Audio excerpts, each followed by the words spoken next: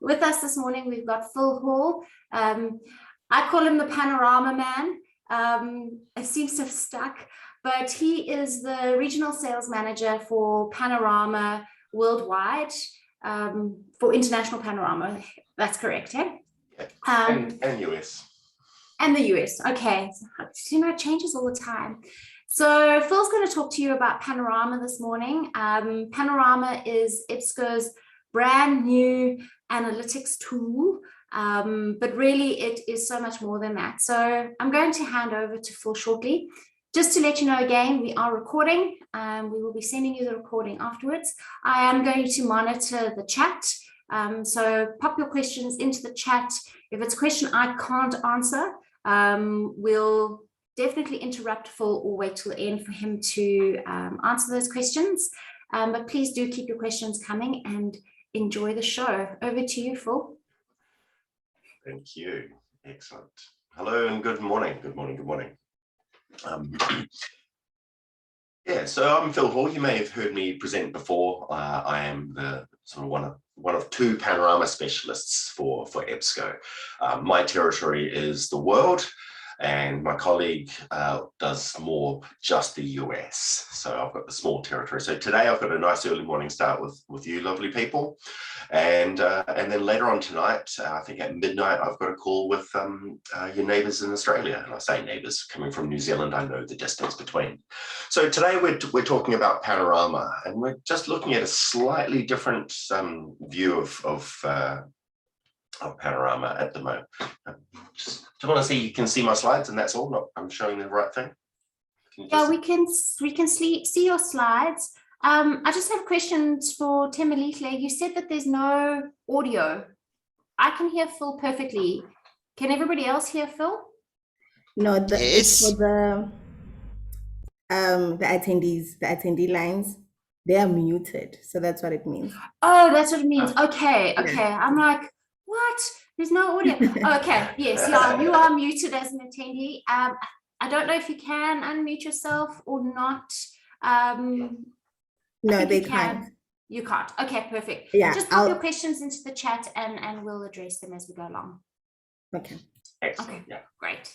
Thanks. Feel free to interrupt. So today we're looking at a slightly different view. Instead of looking directly at Panorama, we'll do that. We're going to start looking at sort of what's happening at the moment in a lot of libraries with statistics. And at the moment with Panorama, it's still a very new product. It's been out for less than a year, and we're building it, and we're building out more and more as we go. And we've got some development partners and some partners around the world that we're working with and creating some really cool aspects of Panorama. University of Lancaster is one of those libraries. And next week, I'm presenting with a librarian from the University of Lancaster at UKSG in the UK here. And we're talking about our relationship and how we're working together to bring Panorama to life. And in that, Tom's given us a few quotes that I want to use here, which I think really do resonate with what I hear in the library space in the 15 odd years I've been working in academic libraries. And this is a very key quote to start off with, that libraries, you're always really good at counting stuff and collecting data, but less good at utilizing that data. So I've talked to quite a few libraries in the past 15 years, been around, lots in the software and lots in the technology, and a number of times in the statistics or this analytics world. And it's using that phrase, less good at utilizing the data. So you're sitting on this wealth of interaction data, of wealth of interaction, where a lot of the tools you have different statistics, and you can count those statistics, but what can you do with it? And then Tom went on to talk about how we can really interrogate, and we lack the ability to interrogate that data. So he talks about the value of the data across the many locations of our library, of our activities, our library. And that's quite a big phrase, across many locations. And it might not be locations of different campuses in different cities or different countries. It might be within the one library, within the one building. You've got different locations where people are, how people interact. That's that lack to interrogate and get value from the data. And that's what we see as the difference between statistics and analysis. Statistics is, yes, has this gone up? Yes or no. But analysis is really opening up and seeing what you can really understand from that data. And when we look at all the different activities across the library, all the different locations across the activities of the library, there's lots of different tools that you use. Even just with inside Counter here, Counter's in a tool, but that's presented in a different way. You've got journal and you've got ebooks. So you've got different content that has to be counted in different ways. And your library might have some of these tools. You might have one of these tools. But in academic libraries in the modern day, libraries have different tools that they provide their users. And so these tools could manage physical collection. And this could be what you use in the library with Sierra or Alma or a WorldShare or Folio in managing your physical collection. And inside that, there's lots of data that you can get as far as the budget and acquisition side of things. And then it's the engagement of that library material, looking at the requests and the circulation, really digging into what can be found from that, just looking at the physical collection. Then we start looking at physical spaces, and in a library, there's been a huge shift over the last 15 years to move libraries to have a lot more shared space, to move the shelves and have more study spaces, room spaces, to give the library a sense of community.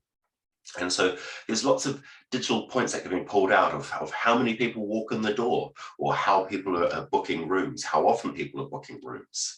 Then we start looking at your digital collection, and that's all your reading lists, your ebooks and your e-journals, like I mentioned before. Then we look a little deeper into your library, and you'll have an authentication tool, maybe Easy Proxy, maybe Open Athens, and then you'll probably have a discovery tool like EBSCO Discovery Service.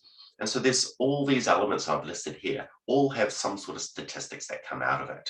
And I've deliberately put those 3 dots at the very, very bottom, because there's always more that a library does that we don't know of, that we haven't mentioned here. And in our discussion with University of Lancaster, those 3 dots of where we've really grown with that partnership.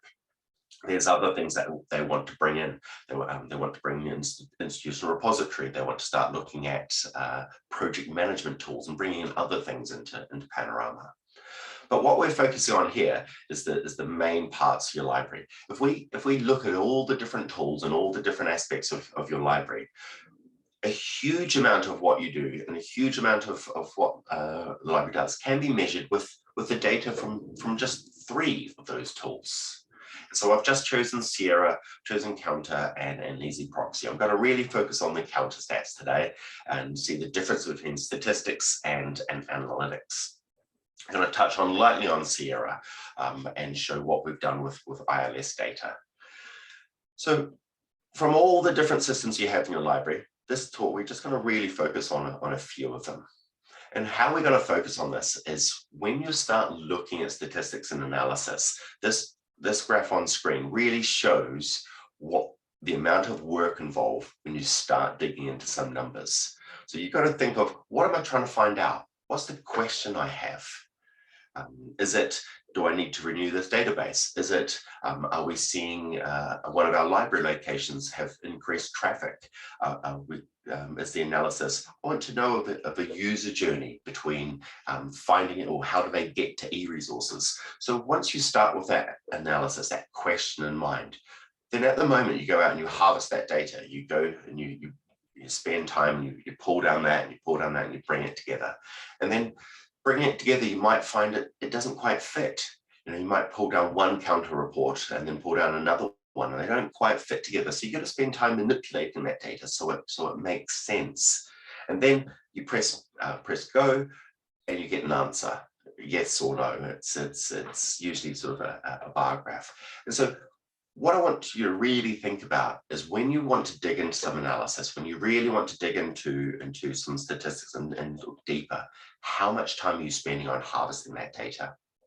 And the big elephant in the room is Counter. So many librarians spend so much time working with Counter. And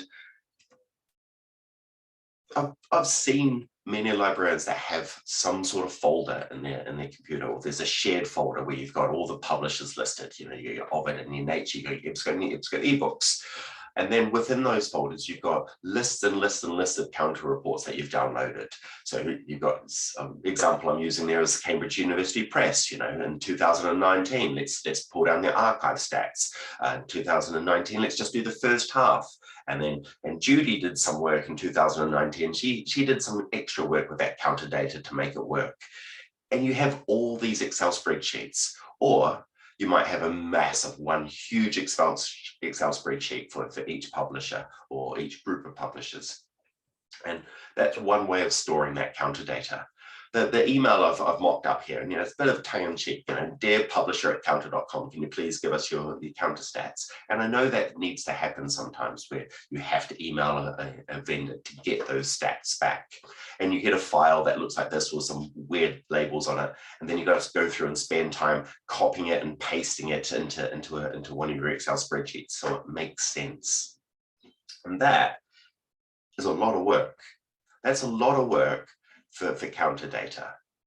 Going through this process at time of renewal or whenever you kind of feel you need to, and spending quite a bit of time manually going into websites, downloading counter data, copying and pasting it across into an Excel spreadsheet.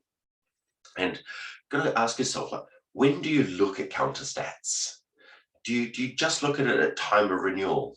And really think about how much time is used in just collecting the stats, and think about how many emails do you send out, how many times do you download the latest counter reports, and where do you keep these? Is it on a shared drive? Is it one person's responsibility? And if that one person goes on holiday or leaves, can you still access those reports?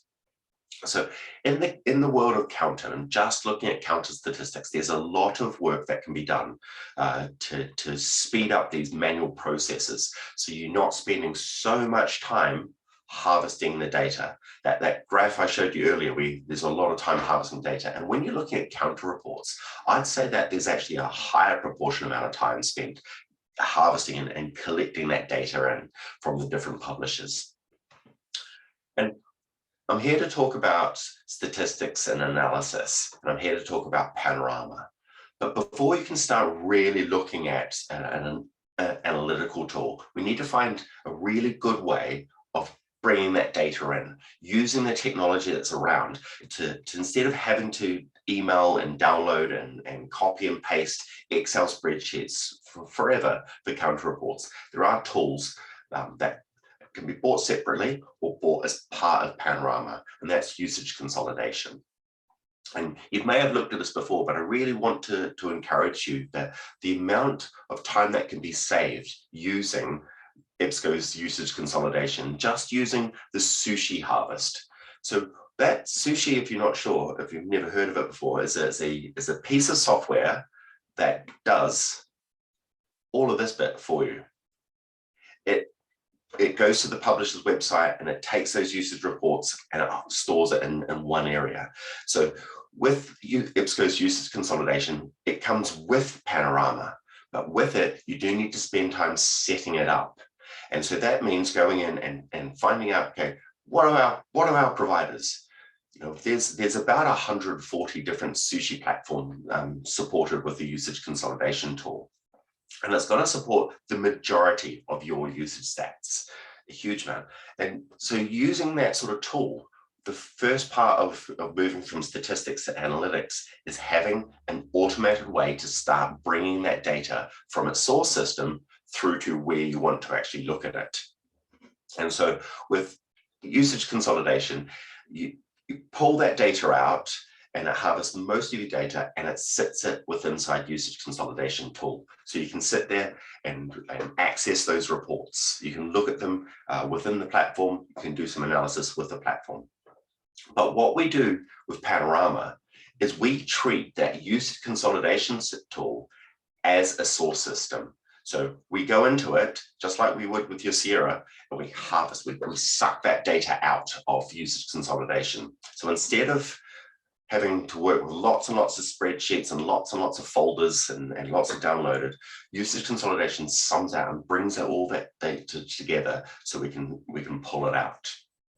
And so I've looked at Counter and kind of what you're doing at the moment, or what a lot of libraries are doing at the moment of the amount of time with harvesting Counter data. If we look at Sierra, and we're going to use Sierra as an example, but you could think of Alma, or you could think of WorldShare, whatever the traditional ILS is.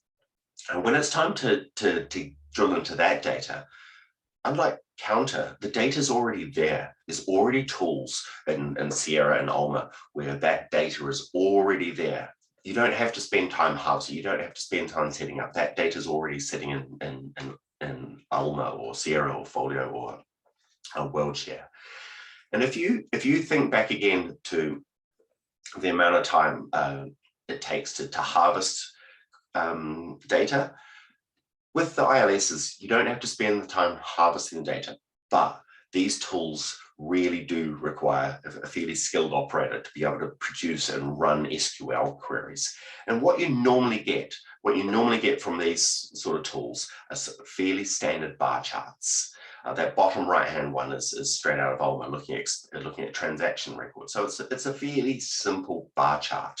And bar charts and line charts like this, where it's an X versus Y type graph, where it's like expenditure times that's a fairly easy graph to draw. My kids in primary school were doing that to draw these graphs. And we're in 2022. If you really think about the huge amount of data that's in your ILS and the massive amount of data that you can draw from Counter if you're using a tool like usage consolidation, what we do is that we go into those tools and we harvest those stats and we deliver dashboards. So we go into Sierra, we pull that data out. We go into usage consolidation, we pull that data out. We go into your easy proxy and we pull that data out. And so what we're doing here is we're taking that time, that harvesting time, that manipulating time, and we're taking that away. We're letting the technology do that work. And so you've got more time to analyze that data. So instead of having to go to your Excel spreadsheets to see, has this publisher usage gone up or gone down? And then you want to look at something else in your circulation and you go into that and you run a report, or you build a report and you go and you see a bar graph. Now that's not delivering what you want. That's delivering you statistics, but it's not giving you proper analyses. So with Panorama, as I said, we go into Sierra and we pull that data out. We go into usage consolidation if you've used it, or we can help you set it up to get that data out. Same with Open Athens. So the way Panorama has been configured is you select what the data sources you use in your library. And you might have Sierra, or you might have Alma. You might be using SpringShare, and you might be using Easy Proxy, or you might be using something called Library Help. And all these different tools, all of them have different types of data that can be pulled out of them and presented in ways that can really show what's going on. So if you select Panorama and say you select Sierra, Counter, and Open Athens, that's going to produce probably about 15 to 20 dashboards of really rich information, not just bar charts that go up or down, but interactable information. We'll show you that soon. And so depending on what you choose, you get different dashboards because the data coming out of them is different. And so we have quite a few dashboards that we have already. We've got some new dashboards that are coming out all the time. And then we have the ability to build custom dashboards. And so that is where we will work with you to build a dashboard. And we're building up. We're not there yet, but we're building up to be self-sufficient. So therefore, someone can be trained in your organization to build these dashboards. And it's different to building the analytics that you can already in your ILS, because that involves having to know SQL queries. Whereas in Panorama, the technology that we're using, it's pretty much a drag and drop. We're not there yet, but we're getting there for you to be able to build those custom dashboards. And so when you want to look at the analyses, when you want to see what data and what are you sitting on with inside your library, first thing we need to do is get Panorama set up.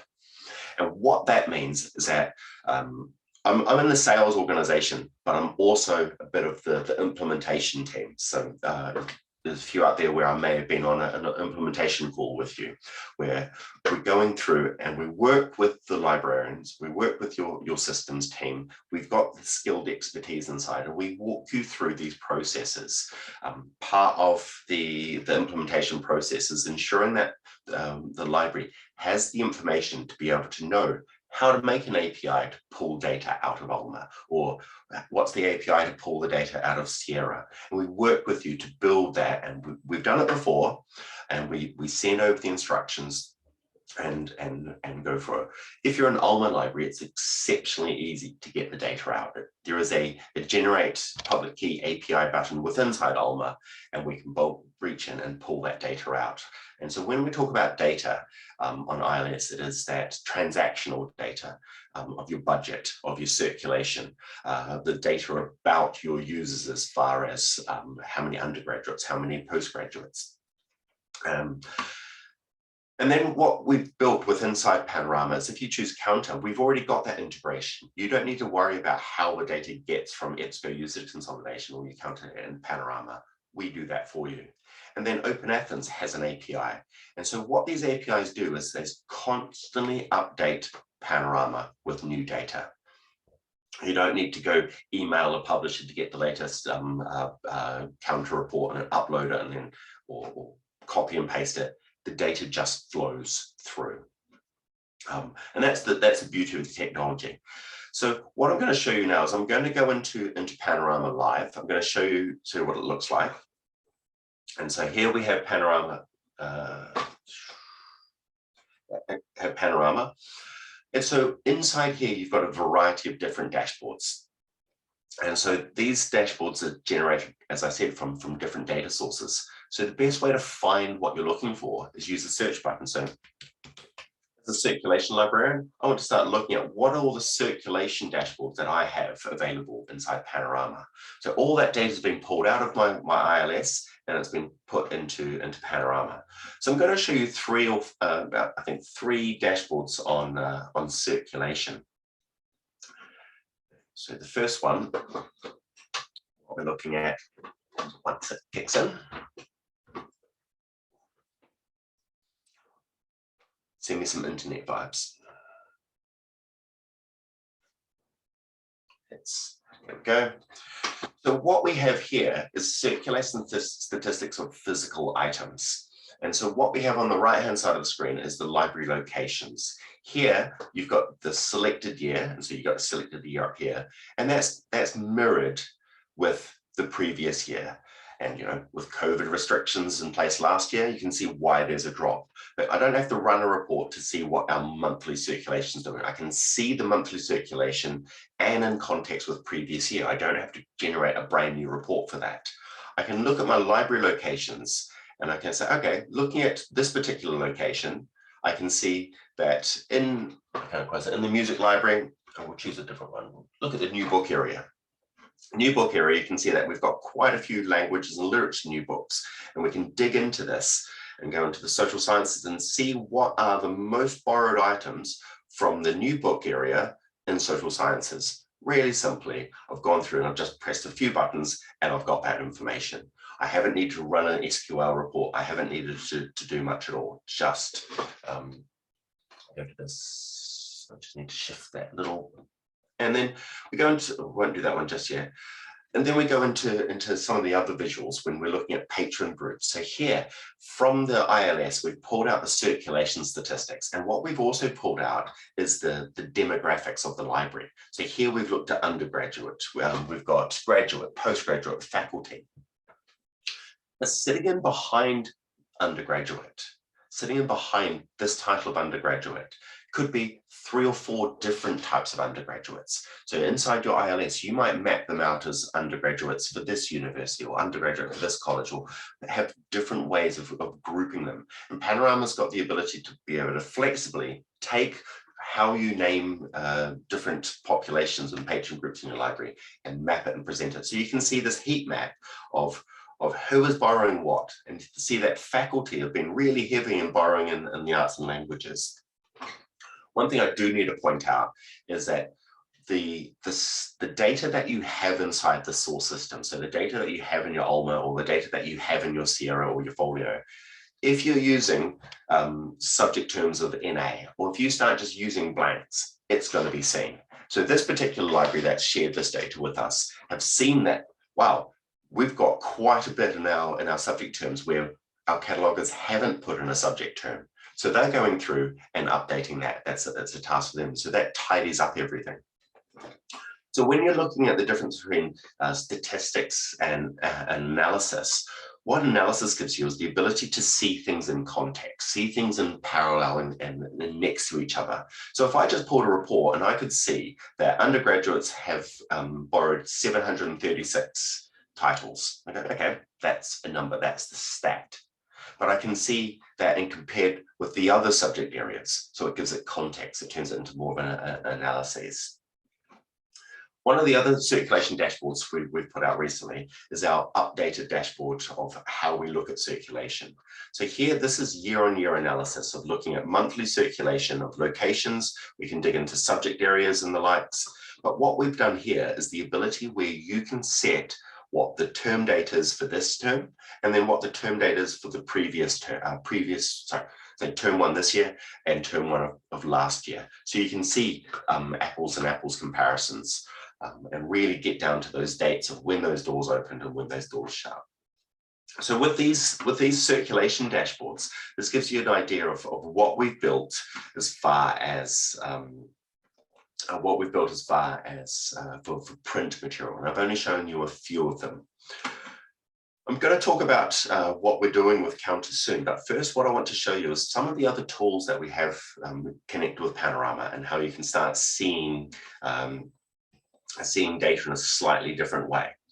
And we want to look at, the next one was Interlibrary Loans. So here, Interlibrary Loans. So again, pulling that data, that data could be within inside your library management system. You might have a slightly different tool. So instead of just looking at how many interlibrary loans have we been participating and we've received, what we can see is these as graphics. So this is it's American data. So you can see how many times this library's been the borrower and how many times the library's been the lender, and you can see the difference. You can see who the people you're sharing with. And so having all these stats in one place gives you a single location to go to start uncovering some of this. Another way you can look at it is looking at your orders analysis and looking at what budgeting. And so instead of having to run a report and seeing some numbers on the screen, you've got this live dashboard that gets updated every single day of what's happening with inside your library.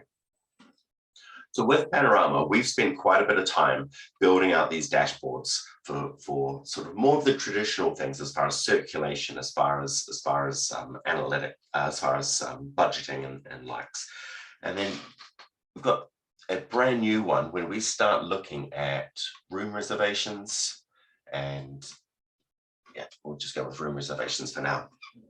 So you might have a tool with inside your library where you track room booking.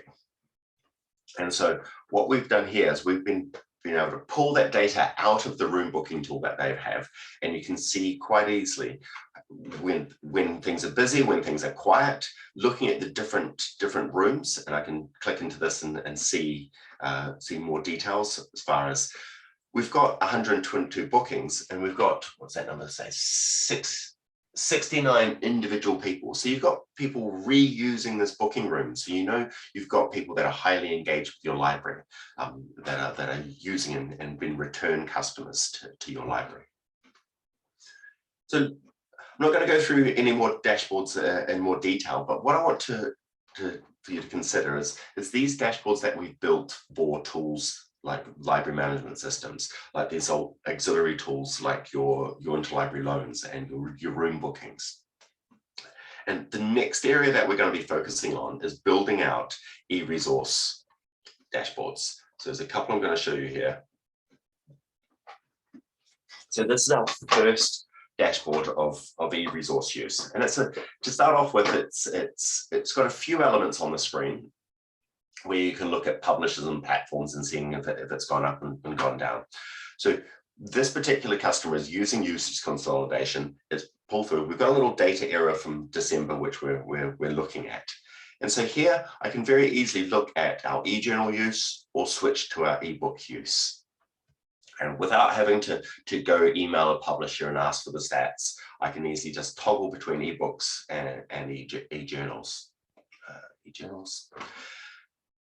And the sort of stats that we've been given to start off with is looking at the top usage by publisher or by platform. So you can dig into it into that way.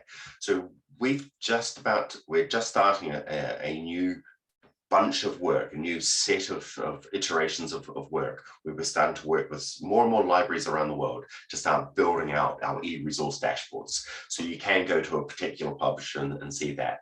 In the long term, we want to start bringing in that holdings management information so you can look at counter reports as collections, how you buy them, rather than just as individual standalones. So we've done quite a bit of work on the circulation side, and we're about to do quite a bit of work on the e-resource side. So if you think about all those different data points that come through from counter, maybe you connect up your link resolver, and maybe you've got a few other tools in your library. And this is where Panorama really turns from a statistics tool to an analysis tool. I may have shown you this particular dashboard before, but this particular dashboard is pulling through all your counter data, is pulling through the data from your link resolver. And in this particular library, they've installed a third iron tool, libkey, direct linking. And what this gives you is not just, yes, counter data's gone up. What I can see is out of all the counter data that we've collected, there's a huge majority of people that are accessing accessing Nature platform are going through our link resolver. They're going through our library discovery service and then clicking on a Nature journal and going through. So you can see that there's quite a bit of traffic to Nature platform that goes through the link resolver. And this little graph here is growing. So this is showing the amount of traffic that the third iron tool. So here, pulling down the counter data, the link resolver data, and the third iron data, I can see what proportional amount of what's the proportionality of access. How are my users accessing some of this material? How are they getting there? So that's kind of where we're going with some of the Panorama dashboards is not just having, here's your counter dashboard or here's your link resolver dashboard. Let's start bringing that data sets together. And we've got some very switched on internal business analysts with inside EBSCO that are doing that, but we're also working directly with quite a few libraries around the world to build out specific dashboards for specific needs. One I want to show you is our latest dashboard. It's not specifically for yourselves, but it's something that we're working on in 3 different areas. So each year in the States, quite a few libraries have to submit an ACRL report. And all these bits of the report, some of it's in the library management system over this part, some of it's in the library management system into this reporting tool, some of it's in the library management system in this sort of circulation aspect. Some of this information is held in our counter tool. Some of the information to do this report is held in gate entry, and so on and so forth. So for a library to be able to respond to a report like an ACRL report, they have to do lots and lots and lots of little searches and pull out lots of little bits of data from the different tools to populate this. The same thing happens in UK with the Sconnell report. The same thing happens in Norway with the library statistic report. The same thing happens in Australia with their reports in New Zealand. And I'm sure you might have government reports that you, or national or regional reports that you have to do, where it's lots of little bits of data that's in lots of different systems. With Panorama, those systems are already connected. And so we can build dashboards that answer those standardized accreditation reports exceptionally easy. So this is the first one of our ACRL. We're about to launch the Sconnell one, and if you have one in your region, South Africa or the likes, we're more than happy to work with you as a Panorama customer to build out these dashboards, so we can really respond to the needs. That data is there, that data is already getting plugged in. What can we do with it? What can we actually build to give you really good analyses, and not just counting things 1, 2, 3, but giving you that rich context. So moving away from live, and I just want to sort of go back and a couple of things that I want to sort of sum up with. Towards the beginning of this year, EBSCO commissioned the Library Journal, a very large journal, you may know of it.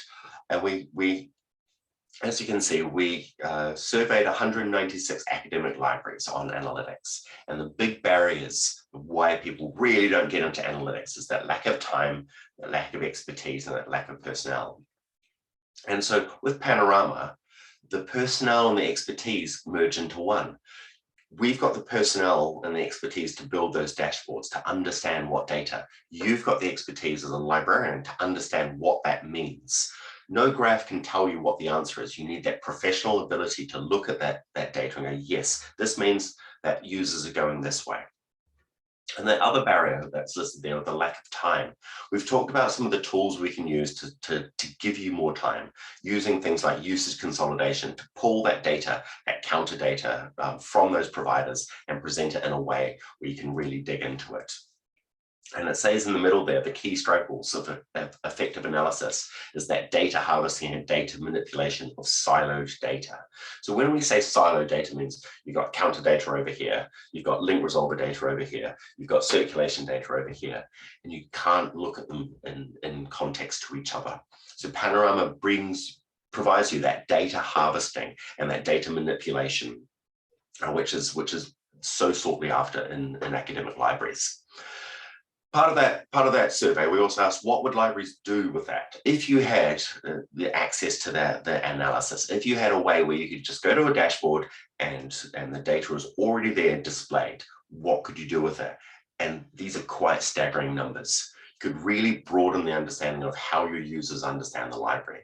You could make budget decisions. You could really show the library's value, and that's quite key, being able to show the value of the library. If you can present a dashboard of data showing that things are used and things are being engaged with to your senior leaders, to the senior management of your university, you say, look, this is what we're doing across all these tools. This is how people are engaging with our library. This is what engagement with our library looks like. That's going to put you in a far bigger position. But to do that, you need that data harvesting coming through. You need to select what data sources that you want to harvest and what you need to find. And then we present you with those really rich dashboards that are based on the tools that you have. So I want to sum up and bring it back to Tom's quote, that libraries have always been very good at counting stuff and collecting data, but less good at utilizing that data.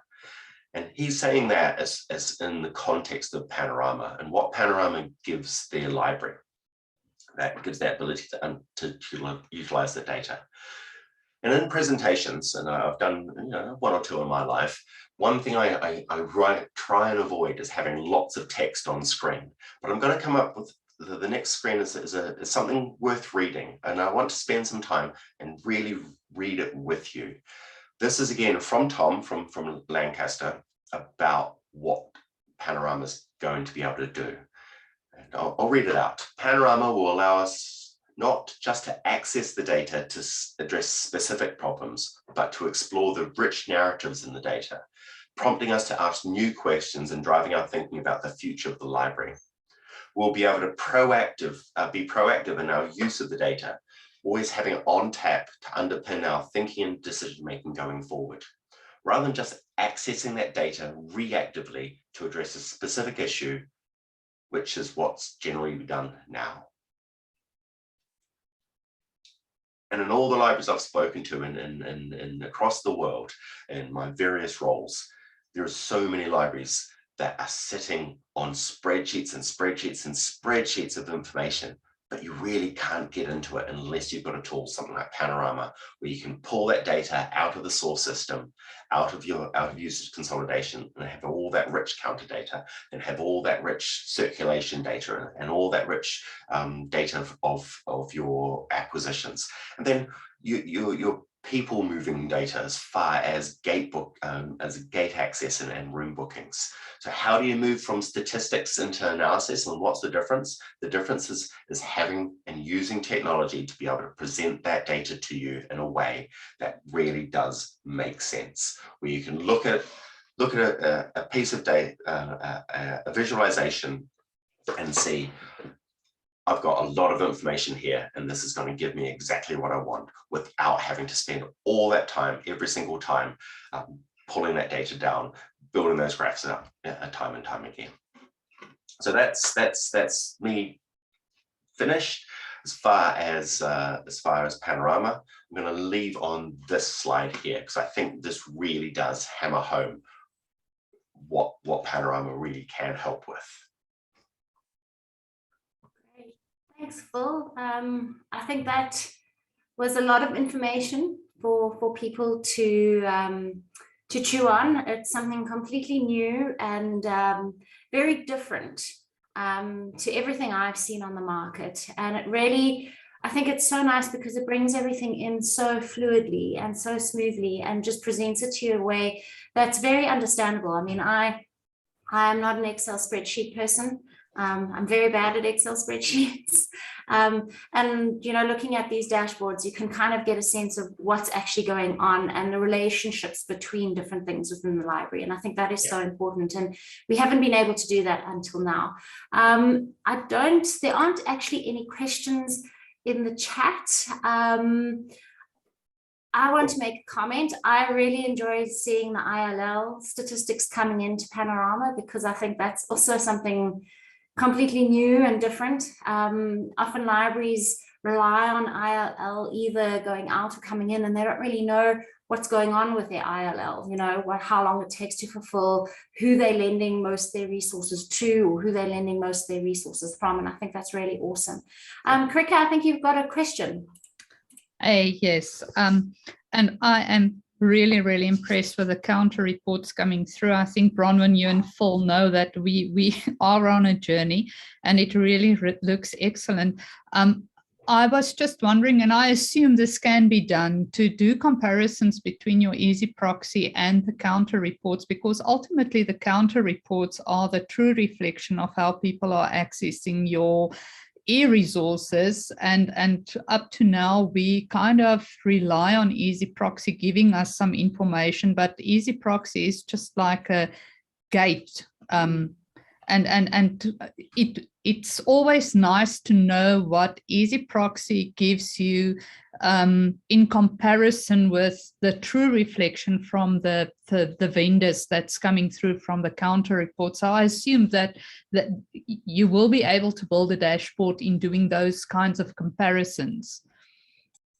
So that's definitely something we've talked about internally, and a few customers have mentioned of being able to start bringing some of those data sets together that aren't normally brought together. And I wanted to get through the narrative that we've done quite a bit on book circulation and on library expenditure, and the more traditional side of things. And so now our focus is more on the electronic side of things. So yes, we will be looking at how we can bring together some of this authentication data on a platform level with counter data, and to start seeing some of those correlations there. We haven't got one yet, but that's definitely one of the things that we've talked about a number of times, of what can we pull out of that authentication data. On that, whatever authentication tool that you have, if there's a way that you can configure it to have more groups or more populations or more data points within inside that. So it's not just student or faculty, or it's just not just access or not access. If you can go, okay, what about these students? These students started in 2022. These students started in 2023. Is there a way you can group people together in those tools like Open Athens, like EasyProxy, to add in more elements? And when you add in more of those attributes and more of those elements, then you can get a far richer data set coming out. You can start looking at authentication by not just whether it be faculty or student, but what type of student, when do they start? If you have a satellite campus, is there a way to have them configured in a way where they've got their own kind of authentication banding. And so you can start looking at the differences between campuses in authentication. So it's not just really looking at what data you have and what we can do with it. Go back upstream, and how can you enrich that data even more? So with the counter reports, using usage consolidation and Sushi, that's going to enrich the amount of counter data that you have by a dramatic amount. And same with authentication. Start using those tools to their full capacity, and you'll be able to really dig into user journeys. We're quite excited what we can do with what we're about to do with lots of the e-resource data and all that, so the digital data rather than circulation of physical items. I think it's fabulous. I mean, it's evolved quite a lot since we started talking about Panorama. And I think, Karika, I think you've probably seen that. We started talking to you specifically probably in the middle of last year. So it's kind of a year later, and the evolution has been quite significant. And I think for everybody on the call, the jumps have been quite significant, and the amount that you now get in Panorama is huge. I think you could spend your whole day and get quite lost in all the different dashboards. So it's really, really fabulous. Yeah, that is true. And I do sometimes get lost in the dashboards. When you've got a search tool where you don't have to try and search this huge list of which circulation dashboard you're looking at, just use the search button. Just, no, that's really cool, because that helps a lot. What I just wanted to say before we sign off, if there are any questions, please just pop them in the chat, or try and unmute yourself, or I try and unmute you, and you can ask the question. Panorama is a standalone product, so you can subscribe to Panorama as a standalone product. If you are a Folio customer, you get Panorama Essentials, which is a subset of the full Panorama within that Folio environment. It's also based off usage consolidation, which you also get as part of Folio. So all those tools are really in place for you to get that best analytics experience, and we'll definitely talk you through the process. Like Phil mentioned, Panorama is ILS agnostic. So if you're using Alma, Sierra, Folio, it really doesn't matter. We can work with you to get it up and running properly. We'd like to speak to you more about Panorama within your specific institution, because every institution is unique, and you have unique data sources and unique needs. So please let us know if you'd like us to come and talk to you. We can talk to you over Teams or Zoom. We can also come visit you. Fly me over. Yeah, we're trying to get Phil to come visit. I think it would be quite a beneficial visit, to be honest with you, to really come speak to you within your library environment, and to see what it is that you have, what it is that you're looking for, and to be able to help you through that process and walk with you through that process. So I'd like to thank Phil for your time. Thank you for the comments in the chat. It is very interesting, and it is a very nice tool. Yes, it is. So I think most people know who I am. I'll pop my email address in the chat again. Bronwyn Rasman, or brasman@ebsco.com. You can pop me a mail. I think most of the sales team here in South Africa, Annika, Dean, Tian, Mose, you can reach out to any of us, and we'll facilitate the meeting with Phil if you would like that. And once again, thank you, Phil, for joining us, and thank you to everybody for joining us this morning. I know that Annika has I think either Annika or it's Annika has a draw for you, so I'm going to hand over to Annika. And just another thing, we are going to share the recording with everybody, so we'll send that out to you as soon as all the chat from the beginning has been edited out. Okay, Hey, good morning, everybody. And today I get to do the last spin. That was the fun part, and I really enjoyed it. So let's see who's the last winner.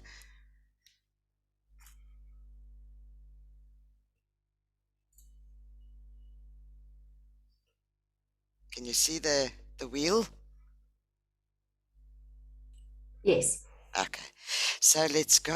And who will it be?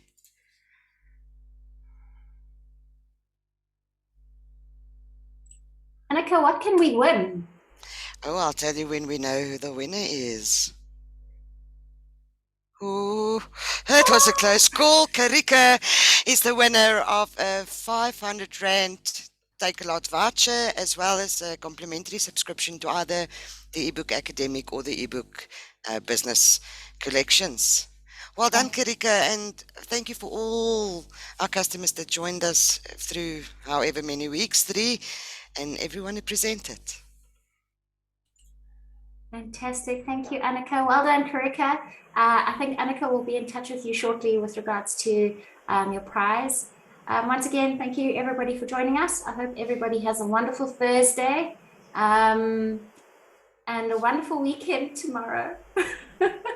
And hopefully we'll chat to everybody soon. And thanks, Phil. Cool. Bye, Thank everybody. you. Bye-bye. Yeah.